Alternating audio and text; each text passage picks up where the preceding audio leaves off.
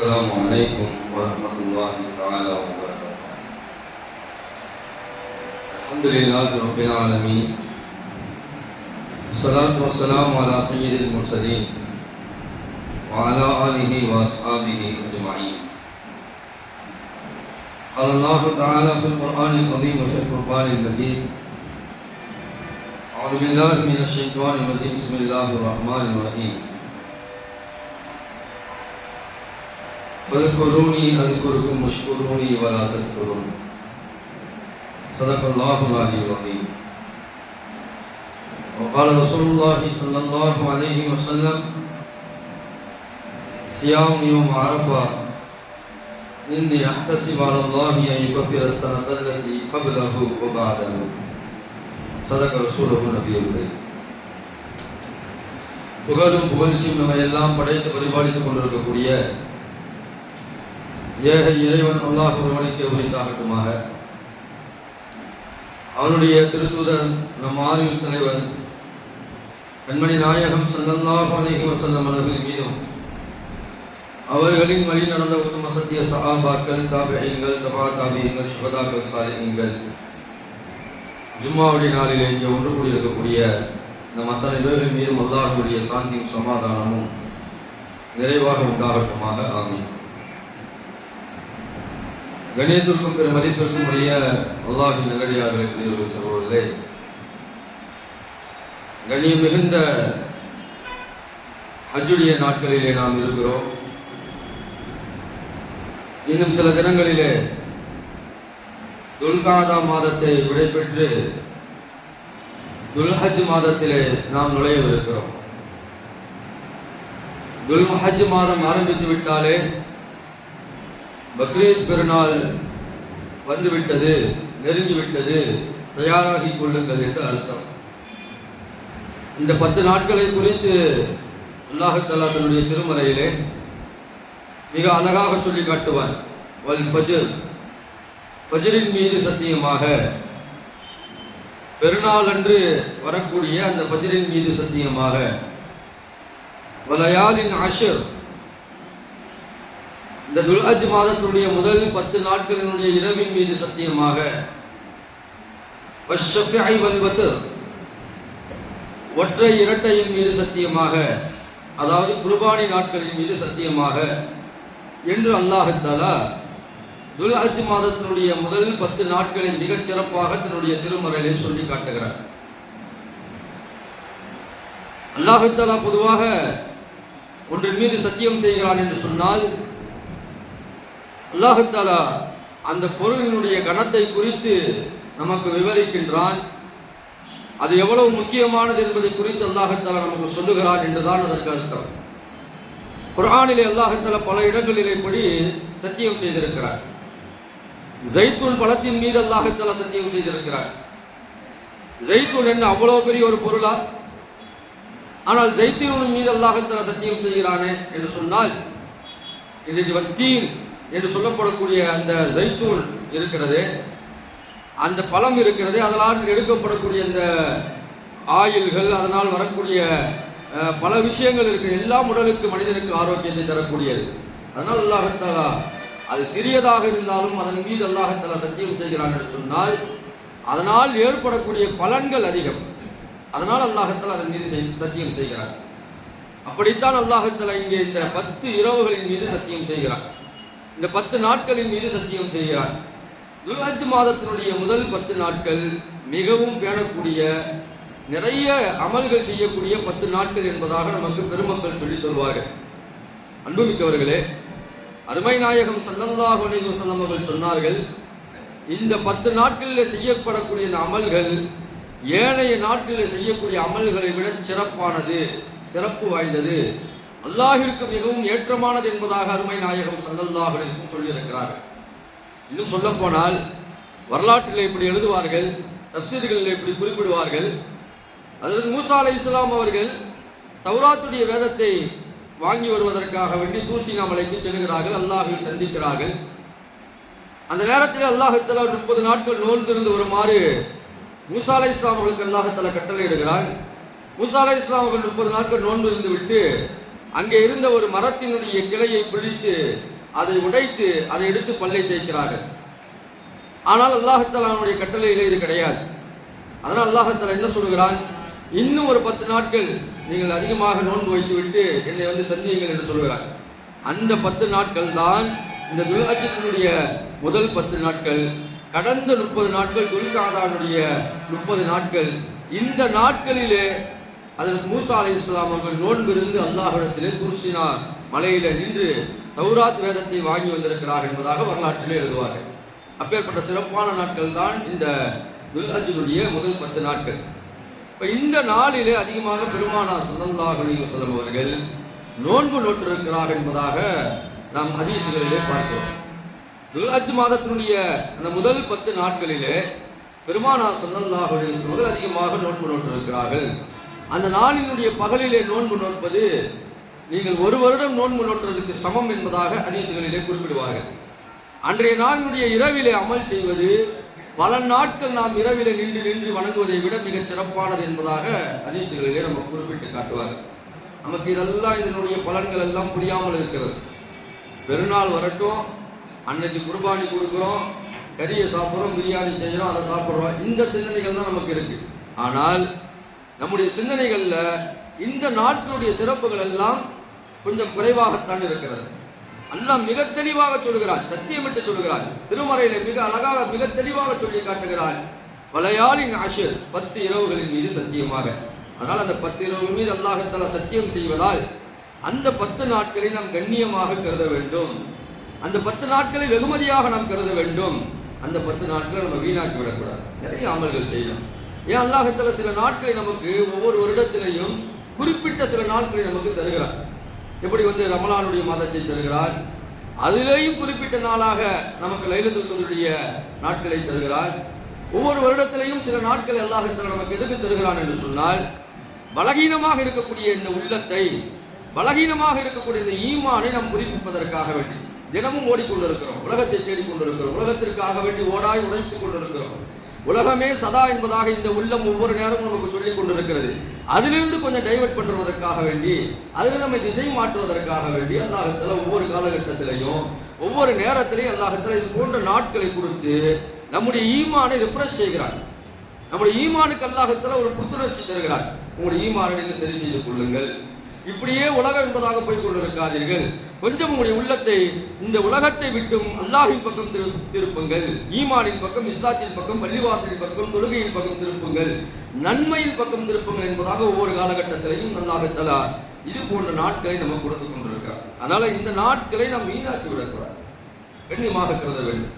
இந்த நாட்கள்ல, இந்த முதல் 10 நாட்கள்ல முடிந்த அளவுக்கு நாம் நோன்பு வைக்கலாம், அதிகமாக நோன்பு வைக்கலாம். பெருமானார் ஸல்லல்லாஹு அலைஹி அவர்கள் ஒவ்வொரு மாதத்திலேயும் ஐயாமுல் பீல் என்று சொல்லப்படக்கூடிய நாட்கள் 13, 14, 15 இந்த பிறை நாட்கள் இருக்கு பாத்தீங்களா, இதை வெள்ளை நாட்கள் என்பதாக சொல்லுவார்கள். அரபியில ஐயாமுல் பீல் என்பதாக சொல்லுவார்கள். இந்த நாட்கள்ல பெருமானார் ஸல்லல்லாஹு அலைஹி வஸல்லம் தன்னுடைய வாழ்நாள்ல எப்பொழுதும் நோன்பு வைப்பதை விட்டதே கிடையாது. எல்லா காலகட்டத்திலையும் பெருமானார் ஸல்லல்லாஹு அலைஹி வஸல்லம் நோன்பு வைத்திருக்கிறார்கள். அதே போன்றுதான் இந்த நாட்கள்லையும் பெருமானார் ஸல்லல்லாஹு அலைஹி வஸல்லம் அதிகமாக நோன்பு வைத்திருக்கிறார். எப்படி வந்து முஹர்ரம் மாதத்தினுடைய அந்த முதல் 10 நாட்கள்ல பெருமானார் ஸல்லல்லாஹு அலைஹி வஸல்லம் அதிகமாக நோன்பு வைத்திருக்கிறார்களோ, ஆஷுராவுடைய நாட்கள்ல பெருமானார் ஸல்லல்லாஹு அலைஹி வஸல்லம் எப்படி நோன்பு வைப்பதை விட்டதே கிடையாதோ, அது போன்று பெருமானார் ஸல்லல்லாஹு அலைஹி வஸல்லம் இந்த துல்ஹஜ் மாதத்தினுடைய முதல் 10 நாட்களில் அதிகமாக நோன்பு வைத்திருக்கிறார்கள் என்பதாக நாம் ஹதீஸ்களிலே பார்க்கிறோம். நிறைய நல்ல அமல்கள் செய்யலாம். நோன்பு வைப்பது, தான தர்மங்கள் செய்வது, இல்லாதவர்களுக்கு உதவி செய்வது, குர்ஆனை ஓதுவது, நல் அறங்கள் செய்வது, எல்லோரையும் அரவணைப்பது, விடுமுறை நாட்களாக இருப்பது, இந்த உறவுகளை நாம் அரவணைப்பது, இது மாதிரியான நல்ல காரியங்களை இந்த காலகட்டங்களில் நம்ம மேற்கொள்ளலாம். நம்முடைய அமல்கள் எந்த அளவுக்கு மெருகேற்றப்படுகிறதோ, நம்முடைய அமல்கள் எந்த அளவுக்கு உயர்த்தப்படுகிறதோ, அந்த அளவுக்கு நமக்கு அல்லாஹ் தஆலா இந்த உலகத்திலையும் மறு உலகத்திலையும் கண்ணியத்தை கொடுப்பார். அதனால அமல்களை சரி செய்யக்கூடிய நாட்களாக, நம்முடைய ஈமானை சரி செய்யக்கூடிய நாட்களாக, நம்முடைய ஈமானுக்கு புத்துணர்வு கொடுக்கக்கூடிய நாட்களாக இந்த நாட்களை நாம் பயன்படுத்திக் கொள்ள வேண்டும். இந்த நாட்கள் எப்படி நன்மைகள் செய்தால் அதிக கூலி உண்டோ, அதே போன்று தீமைகள் செய்தாலும் அதிகமான தீமைகள் எழுதப்படும். எல்லா நாட்களுக்கும் இது பொருந்தும். பொதுவாக நன்மையான நாட்கள் என்று குர்ஆன்ல பல இடங்கள்ல சொல்லப்பட்டிருக்கிறது, ஹதீஸ்கள்ல சொல்லப்பட்டிருக்கிறது. இந்த நாட்கள்ல நீங்கள் இந்த அமல்கள் செய்தால் உங்களுக்கு நிறைய கூலிகள் உண்டு என்று சொல்லப்பட்டிருக்கிறது. அந்த நாட்கள் நன்மைகள் செய்தால் எப்படி கூலி இருக்கிறதோ அதே போன்று தவறுகள் செய்தாலும் அதற்கேற்ற கூலியும் இருக்கிறது, அதற்கேற்ற தண்டனைகளும் உண்டு என்பதாக நம் ஹதீஸ்கள்ல பார்க்கிறோம். அதனால இந்த 10 நாட்கள் அல்லாஹ் சத்தியம் செய்து சொல்லி இருப்பதால் கண்ணியமாக கருதுவோம். இந்த 10 நாட்கள் அதிகமாக நாம் நோன்பு வைப்போம், நல்ல அறங்கள் செய்வோம். இந்த 10 நாட்கள் நம்ம வீணாக்கி விடக்கூடாது என்பதில் ரொம்ப கவனமாக இருக்க வேண்டும். அதே போல இந்த 10 நாட்கள் பகல் எப்படி முக்கியமோ இரவு நாட்கள்லையும் நம்ம அதிகமாக அமல்கள் செய்ய வேண்டும். ஏன்னா அல்லாஹ் குர்ஆன்ல குறிப்பிடுவது வலையாலின் அஷ்ர், 10 இரவுகளின் மீது சத்தியமாக என்று அல்லாஹ் சொல்கிறார். பகல் இரவு சேர்ந்ததுதான் நாட்கள். அல்லாஹ் இரவை குறித்து இந்த இடத்துல நமக்கு சொல்லி காட்டுகிறார். இப்ப இரவை குறித்து அல்லாஹ்தாலா இங்க சொல்லி இருப்பதால் இரவு நேரங்களில் நம்ம முடிந்த அளவுக்கு ஏதாவது ஒரு அமல்களை செய்ய வேண்டும். சில செய்வோமா? கண்டிப்பா நம்ம அந்த பழக்கத்தை நம்முடைய வாழ்க்கையில நாம் உருவாக்கி கொள்ள வேண்டும். இந்த மாதிரியான நாட்களுடைய வெகுமதிகளை நாம் புரியாமல் இருக்கிறோம். அப்ப அந்த நாட்கள்ல நம்ம இரவு நேரங்களில் பகல் நேரங்களில் அமல்கள் செய்யும் போது அல்லாஹ்தாலா நம்முடைய வாழ்க்கையில நம்முடைய ஈமான்ல நம்முடைய தரத்துல எல்லாவற்றிலையும் உயர்வு தருவார். மஹீதீன் அப்துல் காதிர் ஜீலானி ரஹ்மத்துல்லாஹி சொல்லியிருக்காங்கல்ல, அவங்க சொல்லுவாங்க, இந்த முதல் 10 நாட்கள் மிக கண்ணியமான நாட்கள். இந்த 10 நாட்கள் கண்ணியமான நாட்களாக இருப்பதால் இந்த 10 நாட்களை நீங்கள் கண்ணியம் செய்தால், இதற்குரிய மதிப்பை கொடுத்தால், இந்த நாட்களில் நீங்கள் அமல்கள் செய்தால் 10 விதமான நன்மைகளை அல்லாஹ்தாலா உங்களுக்கு தருவான் என்பதால் ஒரு நீண்ட ஒரு பட்டியலை மஹீதீன் அப்துல் காதிர் ஜீலானி ரஹ்மத்துல்லாஹி அவர்கள் அனுபவ ரீதியாக நமக்கு தருகிறார். உங்களுடைய ஆயுள்ல பறக்கச் செய்யப்படும், உங்களுடைய பொருளாதாரத்தில் பறக்கச் செய்யப்படும், உங்களுடைய குடும்பங்கள்ல ஏதாவது பிரச்சனைகள் இருந்தால் அந்த பிரச்சனைகள் எல்லாம் தீர்த்து வைக்கப்படும், உங்களுடைய பாவங்கள் மன்னிக்கப்படும், உங்களுடைய அமல்கள்ல ஒரு ஒரு ஒளியை அல்லாஹ்தாலா தருவான், உங்களுடைய கபருடைய வாழ்க்கையினுடைய அந்த விஷயங்கள் எல்லாம் லேசாக்கப்படும், மறுமையினுடைய அந்த தராசு என்பது உங்களுக்கு உயர்த்தப்படும், மறுமையினுடைய தராசு என்பது கனமாக இருக்கும், உங்களுடைய முகத்தில் அல்லாஹ்தாலா ஒரு விதமான வெளிச்சத்தை தருவான், உங்களுக்கு நல்ல ஒரு பாதை அல்லாஹ்தாலா காட்டி தருவான், நல்ல அமல்கள் செய்வதற்குரிய வாய்ப்புகளை அல்லாஹ்தாலா உங்களுக்கு அதிகமாக ஏற்படுத்தி தருவான். இதெல்லாம் நிறைய விஷயங்களை மஹீதீன் அப்துல் காதிர் ஜீலானி ரஹ்மத்துல்லாஹி அவர்கள் இந்த 10 நாட்களில் தாங்கள் அனுபவித்ததை சொல்லி காட்டுகிறார். இது போல நிறைய பெரியார்கள் இந்த நாட்கள் அனுபவித்த பல விஷயங்களை சொல்லுகிறார்கள். அனஸ் ரலியல்லாஹு சொல்றாங்க, நாங்கெல்லாம் இந்த 10 நாட்கள் எப்படி நினைப்போம்னு சொன்னா, ஒரு ஒரு 100 நாட்களை போன்று, ஒரு 1000 நாட்களை போன்று, ஒரு 10,000 நாட்களை போன்று இந்த 10 நாட்களை நாங்கள் எண்ணுவோம். இந்த 10 நாள் போயிடுச்சுன்னா 10,000 நாள் நமக்கு போயிடுமே என்ற அளவுக்கு நாங்கள் இந்த நாட்களை எதிர்பார்த்து கொண்டிருப்போம் என்பதாக அனஸ் ரலியல்லாஹு சொல்லி காட்டுகிறார். என்றால் இந்த நாட்கள் என்பது மிக வெகுமதியானது. அதை ரொம்ப கவனத்தில் நம்ம கொள்ளணும். இந்த 10 நாட்களை நம்ம அதிகமாக நோன்பு வைக்கணும். இதுல குறிப்பாக இந்த 10 நாட்கள்ல குறிப்பாக 9வது நாள் வருகிறது, அரஃபாவுடைய நாள். அந்த அரஃபாவுடைய நாட்கள்ல நம்ம ரொம்ப கவனமாக இருக்க வேண்டும். அந்த அரஃபாவுடைய நாட்கள்ல அந்நாள்ல நம்ம நோன்பு வைக்க வேண்டும் என்பதாக அருமை நாயகம் ஸல்லல்லாஹு அலைஹி வஸல்லம் நமக்கு முதல் கடமையாக சொல்லி காட்டுகிறார். சியாமு யௌம் அரஃபா இன்னி அஹ்தஸிபு அலல்லாஹி அன் யுகஃபிர ஸனத்தல்லதி கப்லஹு வ பஅதஹு. அரஃபாவுடைய நாட்கள்ல அந்த நாள்ல நோன்பு வைப்பது கடந்த ஒரு வருடத்தினுடைய பாவத்தையும் அதற்கு பின்னால் வரக்கூடிய ஒரு வருடத்தினுடைய பாவத்திற்கும் பரிகாரமாக ஆகும் என்பதாக அருமை நாயகம் ஸல்லல்லாஹு அலைஹி வஸல்லம் சொல்லியிருப்பதாக அன்னை ஆயிஷா ரலியல்லாஹு தஆலா அவர்கள் அறிவிக்கிறார்கள். அதனால் அரஃபாவுடைய நாள் பிறை 9. அடுத்த நாள் என்ன? பெருநாள். பெருநாளுக்கு முந்தைய நாள் 9வது நாள். அந்த நாள்ல நோன்பு வைப்பது 2 வருடத்தினுடைய பாவத்திற்கு பரிகாரம் என்பதாக அருமை நாயகம் ஸல்லல்லாஹு அலைஹி வஸல்லம் சொல்லி காட்டுகிறார். அரஃபா என்பது அற்புதமான ஒரு நாள். பெருமானார் ஸல்லல்லாஹு அலைஹி வஸல்லம் சொன்னார்கள், அல் ஹஜ்ஜு அல் அரஃபா. ஹஜ்னா என்னன்னு சொல்லிட்டு சஹாபாக்கள் கேட்டார்கள். ரசூலுல்லாஹ் உடனே பதில் கொடுத்தார்கள், அரஃபா தான் ஹஜ் என்பதாக சொன்னார்கள். அரஃபாவில் ஒரு மனிதர் தங்கவில்லை என்று சொன்னால் அவருடைய ஹஜ்ஜு கூட. பல லட்சம் மக்கள் என்ன செய்கிறார்கள்? ஹஜ்ஜுக்காக வேண்டி செல்கிறார்கள். உலகத்தின் பல மூலை முடுக்குகளில் இருந்தும் செல்கிறார்கள். அவங்க போயிட்டு மக்கா மதீனால இருந்துட்டா மட்டும் ஹஜ்ஜு கூடிடுமா?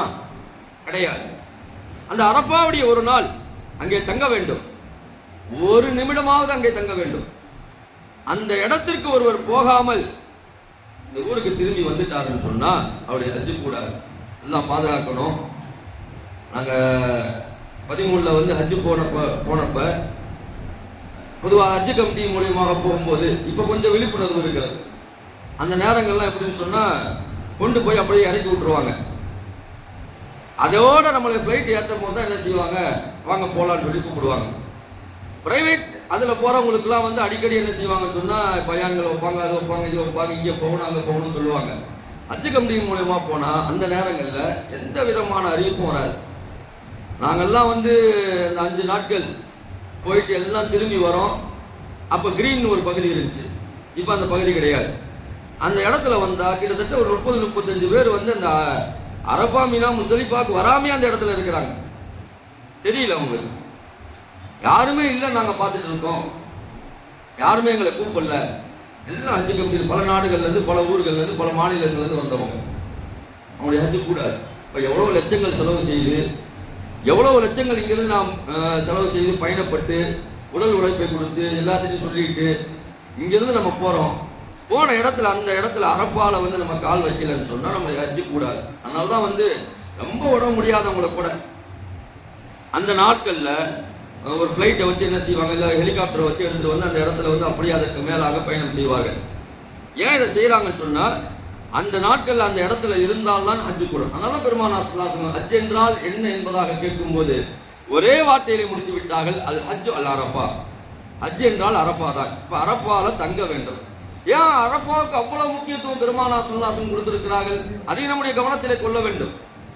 அரஃபாவுடைய நாள்ல தான் அல்லாஹ் தஆலா இந்த தீனை பரிபூர்ணப்படுத்தினான், இந்த மார்க்கத்தை பரிபூர்ணப்படுத்தினான். குர்ஆன் அல்லாஹ் தஆலா சொல்கிறானே, அல்யௌம அக்மல்து லக்கும் தீனக்கும் வ அத்மம்து அலைக்கும் நிஅமதி வ ரதீது லக்குமுல் இஸ்லாம தீனா. இந்த நாள்ல தான் உங்களுடைய இந்த தீனை, இந்த மார்க்கத்தை நாம் பரிபூர்ணப்படுத்தினோம்.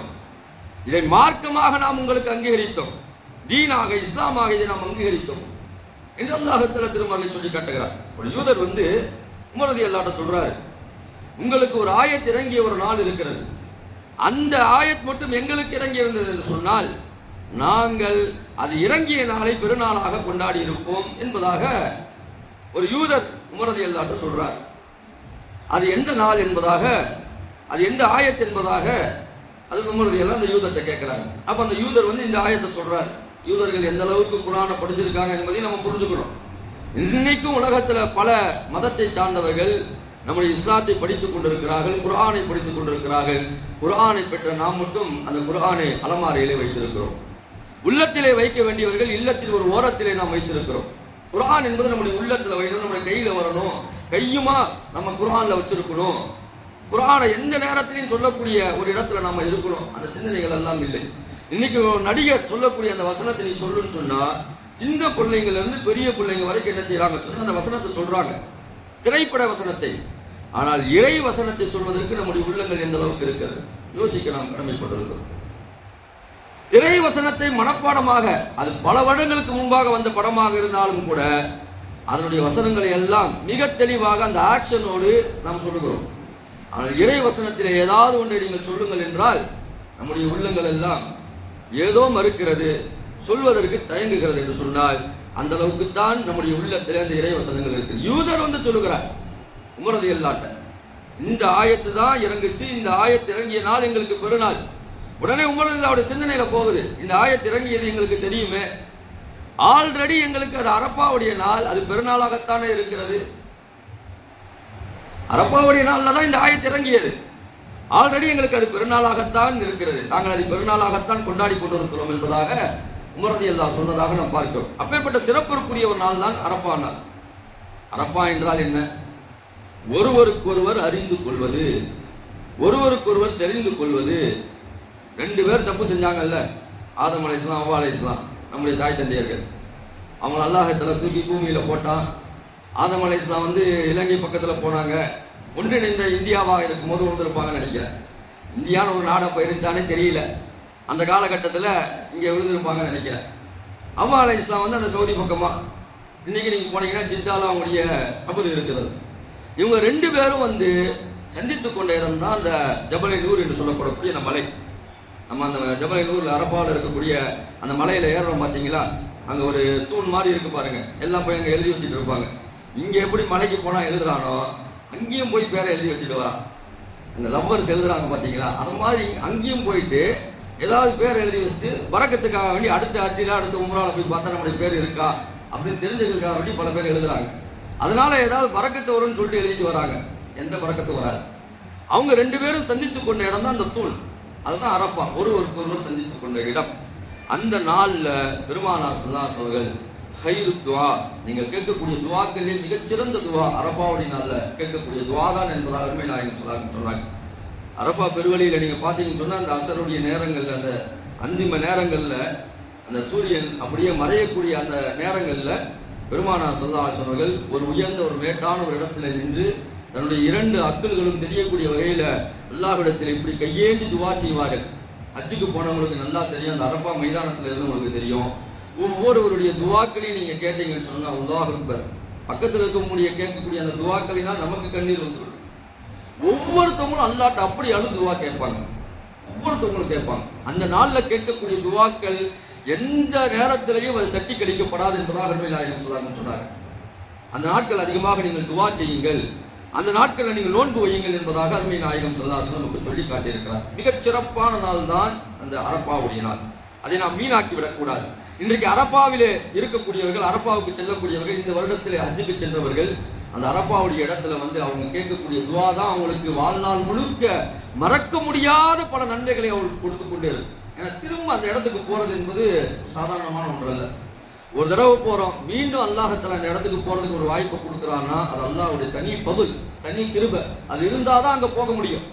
எவ்வளவு காசு பணங்கள் இருந்தாலும், எவ்வளவு பொருளாதாரங்கள் இருந்தாலும், எவ்வளவு உடல் ஆரோக்கியம் இருந்தாலும் அல்லாஹ்வுடைய நாட்டம் இல்லாம அந்த இடத்துக்கு போக முடியாது. உலகத்துல பெரிய பெரிய பணக்காரர்கள் முகலாயர்களை குறித்து சொல்லுகிறாங்களே, முகலாயர்ல பெரும்பாலானவங்க யாரும் என்ன செஞ்சது கிடையாது, ஹஜ்ஜை செஞ்சது கிடையாது, மன்னர்களே செஞ்சது கிடையாது என்பதாக சொல்கிறாங்க. எவ்வளவு பெரிய ஆட்சி அதிகாரம் இருந்தது, எவ்வளவு பெரிய படை பலம் இருந்தது, எல்லாம் இருந்தது. ஆனால் அவங்களுக்கு அந்த ஹஜ்ஜுடைய நசீப் இல்லை என்பதாக சொல்கிறாங்க. இப்படி பெரும் பெரும் பணக்காரர்கள், பெரும் பெரும் வசதி படைத்தவர்கள் எல்லாம் போக முடியாது. பணம் காசு தான் முக்கியம் கிடையாது, அல்லாஹ்வுடைய நாட்டம் தான் முக்கியம். அதுல அரஃபாவுடைய நாள் என்பது மிகச் சிறப்பான நாள். அந்த நாள்ல கேட்கக்கூடிய துஆ மிகச் சிறப்பான துஆ. ஏன்னா அந்த நாள் தான் வந்து ஷைத்தானுக்கு ரொம்ப வெறுப்பான ஒரு நாளாம் சொல்றாங்க. சஹாபாக்கள் வந்து ரசூலுல்லாஹ்ட்ட கேட்கிறாங்க, யா ரசூலல்லாஹ், இந்த நாள்ல அரஃபாவுடைய நாள்ல ஷைத்தான் எப்படி இருப்பான்னு கேட்கிறாங்க. ரசூலுல்லாஹ் சொன்னாங்க, பத்ருடைய நாள்ல எப்படி இருந்தாலும் அந்த மாதிரி இந்த நாள்ல இருப்பான், பின்னங்கால் பிடவை அடித்து ஓடுவான் என்பதாக அருமை நாயகம் ஸல்லல்லாஹு அலைஹி வஸல்லம் சொன்னாங்க. தலை தெறிக்க ஓடுவான்னு சொல்லுவோம்ல, அத மாதிரி ஓடுவான். வாங்க இக்காம சொல்லப்பட்டா எப்படி ஷைத்தான் வந்து காற்று வெளியாகக்கூடிய அளவுக்கு விரண்டு ஓடுவானோ, அத மாதிரி இந்த அரஃபாவுடைய நாள்லயே அவன் வந்து கேட்கக்கூடிய அந்த துஆக்கள், அங்க மக்கள் இருக்கக்கூடிய அந்த துஆக்கள்னால அப்படியே அங்கிருந்து ஓடி விடுவான் என்பதாக ஹதீஸ்களை நம்ம பார்க்கிறோம். இது பத்ருடைய நாள்ல சாத்தியமானது. பத்ருடைய நாள்ல ஷைத்தான்கள் அந்த பத்ருடைய இடத்திற்கே போக முடியவில்லையே. மலக்குமாருடைய அந்த வருகை, மலக்குமாருடைய அந்த இறங்குதல், இதெல்லாம் பார்த்த ஷைத்தான், கண்கூடாக பார்த்தவன் அந்த மைதானத்திற்குள்ளே வர முடியவில்லை. அது போன்ற ஒரு மைதானம் தான் அரஃபாவுடைய மைதானம் என்பதாக அருமை நாயகம் ஸல்லல்லாஹு அலைஹி வஸல்லம் சொன்னாங்க. ஷைத்தானுக்கு அங்கே இடம் இல்லை, நல்லவர்களுக்கு மட்டும்தான், அல்லாஹ்வுடைய பிரியத்தை பெற்றவர்களுக்கு மட்டும்தான் அந்த இடம் என்பதாக அருமை நாயகம் ஸல்லல்லாஹு அலைஹி வஸல்லம் குறிப்பிட்டிருக்கிறார். அந்த அரஃபாவுடைய நாள் மிகச் சிறப்பான நாள், நமக்கு அல்லாஹ் கொடுத்திருக்கக்கூடிய அந்த நாள். அந்த நாள்ல நம்ம நோன்பு வைக்கணும், நிறைய துஆக்கள் கேட்கணும், அழுது கேட்கணும், அல்லாஹ்ட்ட நிறைய நம்முடைய வாழ்நாள் முழுக்க நாம் செய்யக்கூடிய அமல்களுக்காக வேண்டிய அந்த அரஃபாவுடைய நாள் நம்ம துஆ கேட்கணும். இது அந்த 10 நாட்கள் அரஃபாவுடைய நாட்கள், இந்த நாட்களை நம்ம செய்யக்கூடிய அமல்கள். யௌமுன் நஹர் பெருநாள், அந்த நாள்ல வந்து மிகச் சிறப்பான ஒன்று குர்பானி கொடுப்பது என்பதாக அருமை நாயகம் ஸல்லல்லாஹு அலைஹி வஸல்லம் சொன்னாங்க. சொல்லாட்ட சஹாபாக்கள் கேட்கிறார்கள், மஹாதில் அவாஹி, உல்ஹியா என்றால் என்ன என்பதாக கேட்கிறார்கள். ஹிய சுன்னத் அபீக்கும் இப்ராஹிம், இது உங்களுடைய தந்தையான இப்ராஹிம் அலைஹிஸ்ஸலாமுடைய சுன்னத் என்பதாக சொல்கிறார்கள். இந்த வரலாறுலாம் நமக்கு தெரியும், மீண்டும் மீண்டும் நாம் சொல்லிக் கொண்டுதான் இருக்கிறோம். எப்படி இந்த வரலாறு வந்தது, இந்த ஆடு அறுக்கக்கூடிய இந்த நிலை எப்படி வந்தது, இப்ராஹிம் அலைஹிஸ்ஸலாம் அவர்கள் தன்னுடைய மகனை அறுப்பதற்காக முற்பட்டார்கள். அதன் பலனாக வானிலிருந்து ஒரு ஆடு கொண்டு வரப்பட்டது. அல்லாஹு அக்பர், அல்லாஹு அக்பர், லா இலாஹ இல்லல்லாஹு, அல்லாஹு அக்பர், அல்லாஹு அக்பர், வலில்லாஹில் ஹம்து என்று சொல்லிக்கொண்டே வானவர் ஜிப்ரீல் அலைஹிஸ்ஸலாம் அவர்கள் அந்த ஆட்டை எடுத்து வந்தார்கள். இந்த மகனுக்கு பகரமாக நீங்கள் இந்த ஆட்டை கொடுங்கள் என்பதாக சொன்ன அந்த வரலாறு தான் குர்பானினுடைய வரலாறு. 86 வயதிலே குழந்தையை பெற்றெடுத்து அல்லாஹ்விற்காக வேண்டி அறுப்பதற்காக வேண்டி முற்பட்டார்கள். அந்த தியாகத்தை அல்லாஹ் தஆலா புரிந்து கொண்டு இனி பின்னால் வரக்கூடிய ஒவ்வொரு சமுதாயமும் இந்த தியாகத்தை நினைவு கூறக்கூடிய வகையில இந்த குர்பானி கடமையை கடைபிடிக்க வேண்டும் என்பதாக அல்லாஹ் தஆலா நம்முடைய உம்மத்திற்கு ஒரு கடமையாக வைத்திருக்கிறார். அதனால ரசூலுல்லாஹ் சொன்னாங்க, ஹிய சுன்னத் அபீக்கும் இப்ராஹிம். உடனே நம்மாலும் கேட்பாங்கல்ல, இப்ராஹிம் சாவுடைய சுன்னத்தா இருக்கட்டும், என்ன இருக்கட்டும், ஃபமாலனா யா ரசூலல்லாஹ், இதனால் எங்களுக்கு என்ன பயன்? சொல்லா வந்து இது சுன்னத்தா இருக்கட்டும், இப்ராஹிம் அலைஹிஸ்ஸலாமுடைய வழிமுறையா இருக்கட்டும், எங்களுக்கு இதனால் என்ன என்பதாக கேட்டார்கள். ரசூலுல்லாஹி ஸல்லல்லாஹு அலைஹி வஸல்லம் சொன்னார்கள், قال بكل شعرة حسنة, நீங்கள் கொடுக்கக்கூடிய அந்த குர்பானியுடைய ஆட்டினுடைய ஒவ்வொரு ரோமத்திற்கும் உங்களுக்கு நன்மை இருக்கிறது. அதோடு மட்டுமல்லாமல் அந்த ஆட்டை அறுத்து அதனுடைய ரத்தம் கீழே விழுவதற்கு முன்பாக உடைய பாவங்கள் மன்னிக்கப்படுகிறது என்பதாக கோமான் நபி நாயகம் ஸல்லல்லாஹு அலைஹி வஸல்லம் சொல்லி காட்டினார். அன்புமிக்கவர்களே, நம்ம கொடுக்கக்கூடிய அந்த ஆடு தரமாக இருக்க வேண்டும், அந்த மாடு தரமாக இருக்க வேண்டும், அந்த ஒட்டகம் தரமாக இருக்க வேண்டும். அதிகமான ரோமங்களை கொண்ட ஆடுகளை நீங்கள் கொடுங்கள், விலை உயர்ந்த ஆடுகளை கொடுங்கள். கொஞ்சமும் குறையுள்ள ஆட்டை நீங்கள் கொடுத்து விடார்கள். குறைக்கு நிறைய விஷயங்கள் சொல்கிறார்கள். சுருக்கமாக நான் முடிவுக்கு வந்து விடுகிறேன். குறை என்பதற்கு நிறைய விஷயங்கள் சொல்கிறார்கள். நம்முடைய சிந்தனை எப்படி இருக்க வேண்டும் என்று சொன்னால், நான் கொடுக்கக்கூடிய இந்த குர்பானி ஆடோ மாடோ ஒட்டகமோ எந்த குறையும் இருக்கக்கூடாது. நம்முடைய பார்வைக்கு நாம் பார்க்கும் போதே தெரியும் இது நல்ல ஆடு, இது குறையுள்ள ஆடுன்னு தெரியும். நம்முடைய சிந்தனைக்கு நம்முடைய பார்வைக்கு இது நல்ல ஆடு என்று தெரிந்தால் அது வாங்குங்க. குறையுள்ள ஆட்டை வாங்காதீர்கள். கொஞ்சம் தான் அதில் அப்படி பெண்டு பண்ணி நடக்குது, கொஞ்சம் அப்படி ஒரு மாதிரி இருக்கு, இதெல்லாம் வாங்க வேணாம். குறையுள்ள ஆட்டை வேண்டாம். நிறைவான ஆட்டை வாங்குவோம், விலை உயர்ந்த ஆட்டை வாங்குவோம். விலை உயர்ந்த ஒன்றைத்தான் அருமை நாயகம் ஸல்லல்லாஹு அலைஹி வஸல்லம் கொடுத்தார்கள். இன்னைக்கு தான் நம்ம என்ன செய்வோம்னு சொன்னா, ரொம்ப குறைவா பேசுறது, நம்ம ஏதாவது எங்கேயாவது ஒரு ஓரத்துல கிடைச்சிடாதா என்பதாக இதெல்லாம் நம்ம பார்க்கிறோம். ஆனால் அதிகமான ரோமம் உள்ள ஆட்டை பெருமானார் ஸல்லல்லாஹு அலைஹி வஸல்லம் குர்பானி கொடுத்திருக்கிறார்கள். அந்த நாள்ல அல்லாஹ்விற்கு மிக பிடித்தமான அமல் அருமை நாயகம் ஸல்லல்லாஹு அலைஹி வஸல்லம் சொன்னார்கள், அல்லாஹ்வுடைய பாதையிலே ரத்தத்தை ஓட்டுவது, அதாவது குர்பானி கொடுப்பது என்பதாக அருமை நாயகம் ஸல்லல்லாஹு அலைஹி வஸல்லம் சொன்னார்கள். அந்த குர்பானிக்காகவே நாம் தயாராகுவோம். யாரெல்லாம் குர்பானி கொடுக்கக்கூடிய நியத்தை வைத்திருக்கிறார்களோ, சில பிறை பிறந்து விட்டது என்று சொன்னால், பிறை பிறக்கக்கூடிய அந்த மகரிபுக்கு முன்பாக உங்களுடைய நகத்தையும் அந்த களைய வேண்டிய முடிகளையும் அதற்கு முன்பாகவே நீங்கள் களைந்து விடுவது முஸ்தஹப் என்பதாக கிதாபுகளில் எழுதுகிறார். ஒரு முஸ்தஹப்பான ஒரு பிரியத்திற்குரிய ஒரு செயல். பிறை ஆரம்பித்து விட்டது என்று சொன்னால் அந்த முடியை வெட்டுறதோ நகத்தை வெட்டுறதோ தாடி எடுக்கிறது இருக்கா, சேவிங் பண்ணிட்டு வந்துடுறது, நீங்க அந்த நாளை மட்டும் கொஞ்சம் சொல்லுங்க, அப்படியே கொஞ்சம் அப்படியே ஒதுக்கி விட்டு வந்துடுறேன். மார்க்கத்தில் எந்த நேரத்திலையும் குர்பானி நாள் அல்ல, எந்த நேரத்திலையும் தாடி எடுக்கிறதுக்கு அனுமதியே கிடையாது. ஆனா அந்த நாட்கள்ல நம்மகிட்ட மசாயில் கேட்பாங்க, அதுக்கு நாளைக்கா நாளானிக்கா என்னங்க இந்த கொஞ்சம் சேவிங் பண்ணிட்டு தாடியை அப்படியே குறைச்சிட்டு வரணும் அப்படின்னு கேட்பாங்க, தாடியை எடுத்துட்டு வரணும் அப்படின்னு கேட்பாங்க. மார்க்கத்தில் எந்த நேரத்திலும் அனுமதி கிடையாது. இந்த குர்பானி நாட்கள் அல்ல, எந்த நாட்களிலும் அனுமதி கிடையாது. தாடி என்பது ஒரு முஃமினுடைய அழகு என்பதாக அருமை நாயகம் ஸல்லல்லாஹு சொன்னாங்க. இப்ராஹிம் அலைஹிஸ்ஸலாமுடைய அற்புதமான ஒரு சூழல், அதுதான் ஜீனத்.